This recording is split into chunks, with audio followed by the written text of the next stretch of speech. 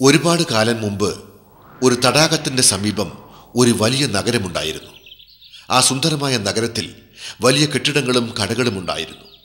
അവിടെയുള്ളവരെല്ലാം വളരെ ധനികരും സന്തോഷവാന്മാരുമായിരുന്നു.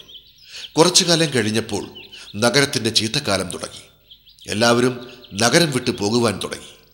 പോകുമ്പോൾ അവർ അവരുടെ സാധനങ്ങളെല്ലാം എടുത്തുകൊണ്ടുപോയി. അവിടെ എലികൾ മാത്രം ശേഷിച്ചു. എലികൾ പഴയ അമ്പലങ്ങളിലും വീടുകളിലും താമസിക്കുവാൻ ആരംഭിച്ചു. പെട്ടെന്ന് തന്നെ അവിടെ എലികൾ വളരെയധികം വർദ്ധിച്ചു. അവർ അവിടെ മാകം ഓടിച്ചാടി നടന്നു. എലികൾ തന്നെ പലതരത്തിലുണ്ടായിരുന്നു. നഗരത്തിൻ്റെ അടുത്ത് ഒരു വലിയ കാടുണ്ടായിരുന്നു.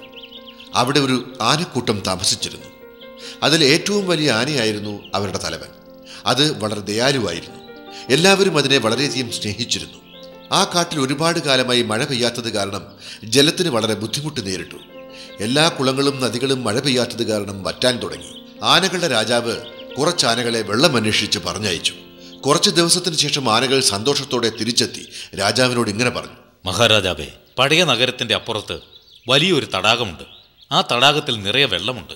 ശരി, അങ്ങനെയാണെങ്കിൽ നമുക്കെല്ലാം അങ്ങോട്ട് പോകാം. അങ്ങനെ ആ ആനക്കൂട്ടം തടാകത്തിന്റെ അരികിലേക്ക് നടന്നു. അവർക്കെല്ലാം വളരെയധികം ദാഹിക്കുന്നുണ്ടായിരുന്നു. അതിനാൽ ആനക്കൂട്ടം തടാകത്തെ ലക്ഷ്യമാക്കി അതിവേഗം നടന്നു. ആനകളുടെ രാജാവ് ഇങ്ങനെ പറഞ്ഞു: തടാകത്തിനടുത്തെത്താൻ നമുക്ക് ഈ നഗരം കടക്കേണ്ടതുണ്ട്. നമ്മളെല്ലാം വളരെ വേഗത്തിൽ നടക്കണം. എങ്കിലേ എത്രയും പെട്ടെന്ന് നമുക്ക് ദാഹമകറ്റാൻ സാധിക്കൂ. വേഗം നടക്കൂ. ആനകളുടെ കാലിനടിയിൽപ്പെട്ട് ആയിരക്കണക്കിന് എലികൾ മരിച്ചു വീണു. പക്ഷേ ദാഹമകറ്റാനുള്ള വ്യഗ്രതയിൽ ആനകൾ ഇതൊന്നും അറിഞ്ഞില്ല. അങ്ങനെ ആ നഗരം എലികളുടെ മൃതദേഹം കൊണ്ട് നിറഞ്ഞു. ഉടനടി നമ്മൾ എന്തെങ്കിലും ചെയ്യേണ്ടതുണ്ട്, അല്ലെങ്കിൽ നമ്മളെല്ലാം മരിച്ചു പോകും. ആലോചിച്ചുകൊണ്ട് വൃദ്ധനായ എലി വീണ്ടും പറഞ്ഞു: ആനകളുടെ രാജാവ് വളരെ ദയാലുവും നല്ലവനുമാണ്. അദ്ദേഹം നമ്മളെ തീർച്ചയായും സഹായിക്കും. അങ്ങനെ എലികൾ ഒത്തൊരുമിച്ച് ആനകളുടെ രാജാവിന്റെ അടുത്തെത്തി. അതിൽ യുവാവായ ഒരു എലി വളരെ വിനയത്തോടെ ഇങ്ങനെ പറഞ്ഞു: ബഹുമാന്യ രാജാവേ, നിങ്ങൾ വളരെ ശക്തിശാലിയാണ്. എന്നാൽ ഞങ്ങൾ വളരെ ചെറുതും നിസ്സഹായരുമാണ്. ഓരോ ദിവസവും നിങ്ങൾ ഞങ്ങളുടെ താവളമായ ആ പഴയ നഗരത്തിലൂടെ നടക്കുമ്പോൾ ആയിരക്കണക്കിന് എലികളാണ് നിങ്ങളുടെ കാലിനടിയിൽപ്പെട്ട് മരിക്കുന്നത്. ഇങ്ങനെ പോയാൽ കുറച്ച് ദിവസത്തിനുള്ളിൽ ഒരു എലി പോലും ഇല്ലാത്ത നഗരമാവും ഇത്. ആനകളുടെ നേതാവ് ദുഃഖിതനായി ഇങ്ങനെ പറഞ്ഞു: ദയവായി ക്ഷമിക്കൂ, ഞങ്ങൾ ആ എലികളെ ശ്രദ്ധിച്ചില്ല. ദയവായി ഞങ്ങളുടെ നഗരത്തിലൂടെ നടക്കാതെ തടാകത്തിലേക്ക് മറ്റൊരു വഴി കണ്ടെത്തണം. നിങ്ങൾ ഒട്ടും വിഷമിക്കേണ്ട. ഇനി മുതൽ ഞങ്ങൾ നിങ്ങളുടെ നഗരത്തിലൂടെ പോകില്ല, അത് തീർച്ചയാണ്. എലികൾക്ക് വളരെയധികം സന്തോഷമായി. എലികൾ ആനയ്ക്ക് വളരെയധികം നന്ദി പറഞ്ഞു.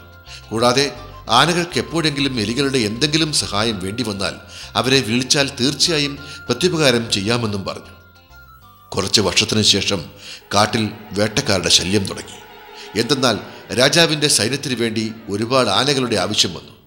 വേട്ടക്കാർ കാട്ടിൽ ആനയെ പിടിക്കുവാനായി ഒരുപാട് സ്ഥലത്ത് ചതിക്കുഴികൾ ഉണ്ടാക്കി.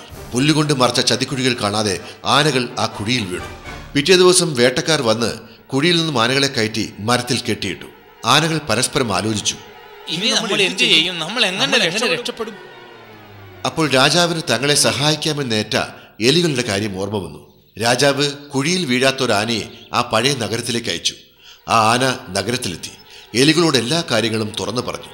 തീർച്ചയായും ഞങ്ങൾ നിങ്ങളെ സഹായിച്ചിരിക്കും. അങ്ങനെ എല്ലാ എലികളും കാട്ടിലേക്ക് പോയി. അവർ തങ്ങളുടെ മൂർച്ചയേറിയ പല്ലുകൾ കൊണ്ട് കെട്ടിയിട്ട കയറുകൾ മുറിച്ചു. എല്ലാ ആനകളും അങ്ങനെ സ്വതന്ത്രരായി. രാജാവ് സന്തോഷത്തോടെ പറഞ്ഞു: നിങ്ങൾ ഞങ്ങളെ രക്ഷിച്ചതിന് വളരെ നന്ദിയുണ്ട്.